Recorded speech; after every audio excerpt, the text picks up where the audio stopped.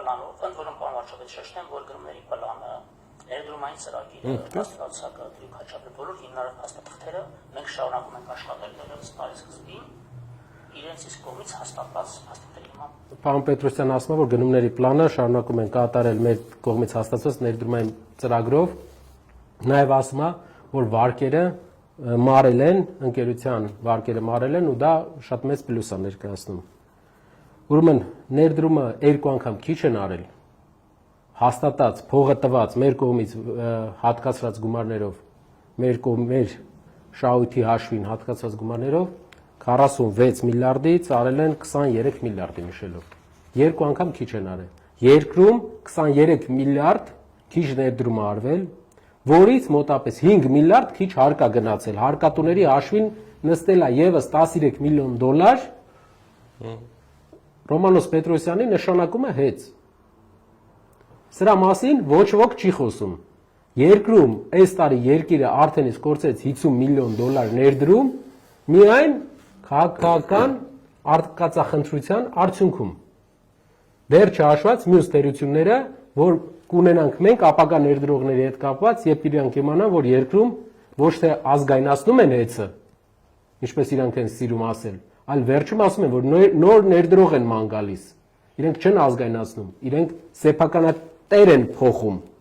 Մի մարդուց վերցնում են հայ ազգանունով, հայ անունով, հայ ազգությամբ մարդուց եւ տալիս են ուրիշ մարդու, բայց ավելի բարեդրացիական հարաբերություններ ունեցող իրենց հետ։ Շարունակենք։ Որը փոքրություն չեն կարել։ Դա սկզբունքային չեն կարել, որպեսզի հետագայում չշահարկվի, որ մենք պիտի զարգացնեինք կառավարչի ապարատը եկավ եւ այլն։ Եվ իրենց իսկ հաստատված գնումների պլանով, օրինակ կցորդիչների դա որոշակի դետալ է, որը որ արուքային գծերի վթարների ժամանակ կիրառվում է եւ հազարավոր, եթե ոչ տասնյակ հազարավոր կցորդիչներ են օգտագործում տարեկան ցանցում վերանորոգման աշխատանքներ իրականացնելիս։ Գնման արդյունքում 128 միլիոն դրամ գնումների պլանում տրված նույն քանակի նույն տեղում ունեցող ապրանքը ձեռք բերեցինք ընդամենը 58 միլիոն դրամ։ 70 միլիոն դրամ միայն խնան ենք այդ գործարկում։ Ընդ որում մեկ հատկանշական օրինակ ձգվել են ուժային մալուխի նույն տեսակի, նույն խմբի պատկանող միավոր գծամետրը 30,000 դրամ գնումների պլանում տրված։ Կոնկրետ երկու օրինակ բերվեց, առաջինը կցորդիչների, որ 120 միլիոն առաջվա գնից իջել է 50 միլիոն։ Շատ լավ թիվ է, առաջի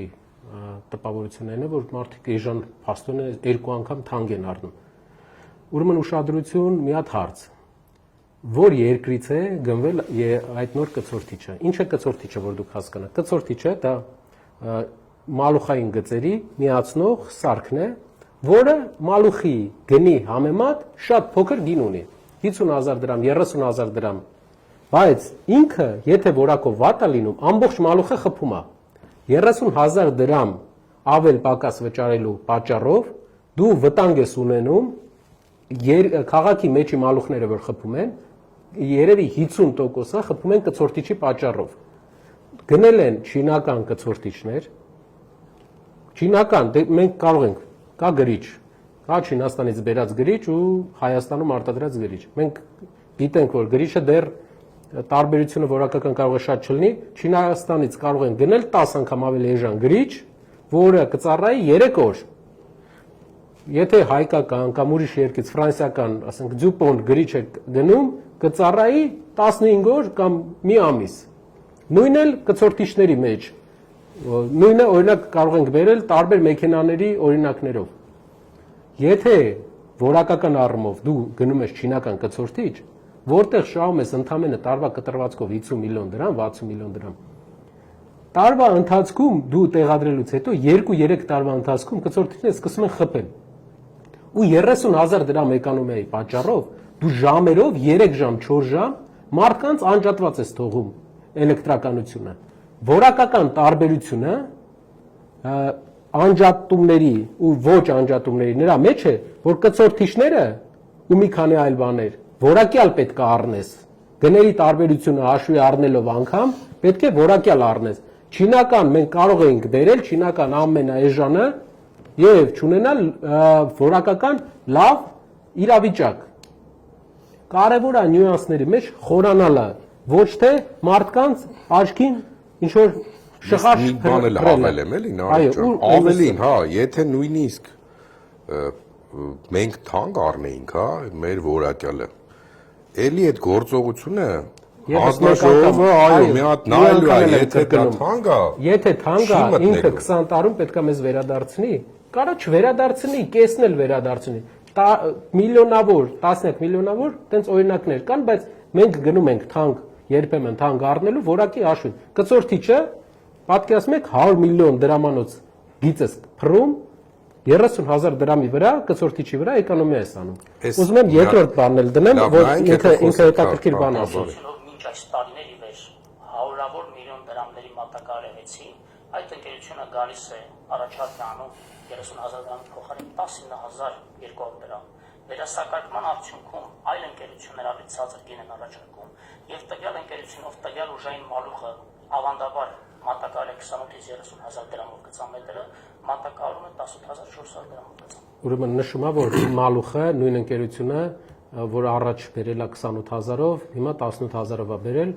այդ մրցույթի մասին մենք տեղեկացանք մի քիչ առաջ ու մրցույթի մենք էլ զարմացանք, հետո պարզվեց տվյալները կհրապարակենք, որ տվյալները սխալ են, սուտ են, մալուխները տարբեր են, նույն մալուխը չի, տարբեր տեխնիկական մալուխ է։ Այսինքն կարող ենք ասել, որ նույն որակի նույն տեղ բնութագրի առնվազն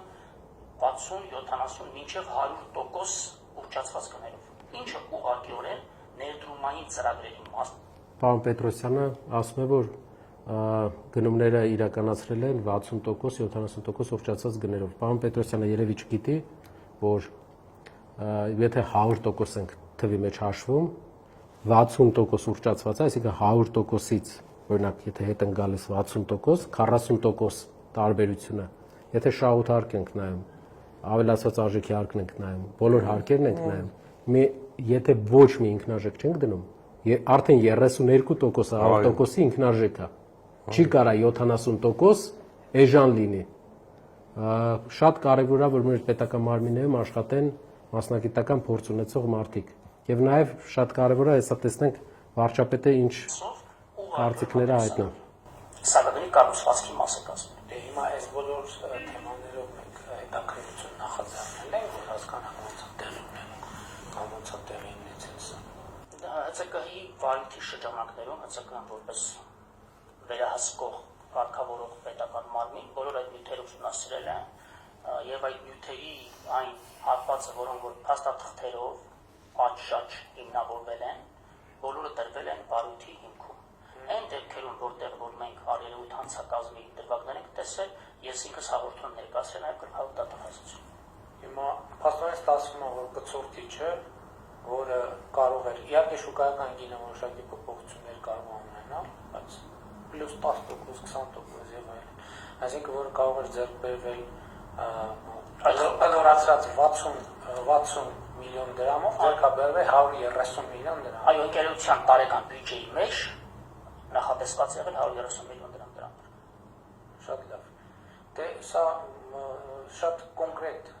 փաստեր են եւ տպավորություն է ստացվում, եթե չեմ սխալվում, ասենց երևույթները եւ բաները փողի լվացում են կոչվում։ Մեր երկրի ղեկավարը, որը էներգետիկայից եւ կցորդիչներից բավական մեծ տեղեկություն ուներ եւ հասկացավ տարբերությունը կցորդիչների, որ 50 միլիոն դրամ եւ 120 միլիոն, նաեւ հիմա տվյալները ասում իրավաբանությունից արդեն, որի մասնակետ արդեն էլի եւս ինքն է, որ սա փողերի լվացում է։ Հարգելիներս, մեր ընկերությունը իր միջոցներով գնում է կատարել, մենք մեր գումարը դրել ենք, գնում ենք կատարել։ Մեր փողն է։ Սակագնի փողը չի դեռ։ Սակագինը վերադարձնելու 20 տարի հետո։ Կամ վարչապետը չի խորանում, կամ խորանում է, մտածում է հասարակությունը չի խորանում, որտեղ մի քիչ բարդ ոլորտ է։ Իսկ ինչ վերաբերում է փողերի լվացմանը, ինձ թվում է փողերի լվացում շատ տեղեր կտեսնենք, օրինակ տարբեր կուսակցություններ կան, որոնց անդամները տեղյակ չեն, որ այդ կուսակցությանը գումար են փոխանցել։ Օրինակ լրատվականներ կան, որ զանգում են այդ կուսակցության անդամներին, օրինակ իշխող։ Եվ հարցնում են, ասում են դու տեղյակ եք, որ գումար եք փոխանցել ձեր կուսակցությանը, ասում են ոչ։ Այդ դա է փողերի լվացում։ Այսինքն իրական Իսկ ձեր նպատակը ոչ թե փողերի լվացումն կամ արդարության վերականգնումն է, այլ ուղղակի մի քանի ամիս ավել Սամվել Կարապետյանին պահել կալանավայրում, որպեսզի կարողանաք ընտրվեք։